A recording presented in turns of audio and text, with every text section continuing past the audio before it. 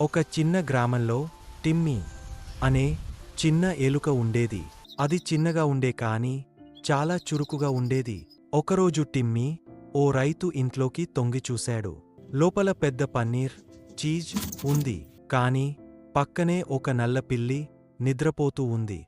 Timmy ఆలోచించాడు. అప్పుడు ఒక ఐడియా వచ్చింది. తన రంధ్రం దగ్గరికి వెళ్ళి ఒక చిన్న బొమ్మ ఎలుకను తీసుకొచ్చాడు.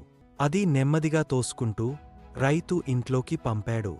పిల్లి నిద్రలేచి బొమ్మ ఎలుకని నిజమైనదిగా భావించి వెంటపడింది. అప్పటికే టిమ్మీ వేరే దారిలో పరిగెత్తి చీజ్ తీసుకొని తన రంధ్రంలోకి వచ్చాడు. తర్వాత ఆ చీజ్ను తన మిత్రులందరితో పంచుకున్నాడు.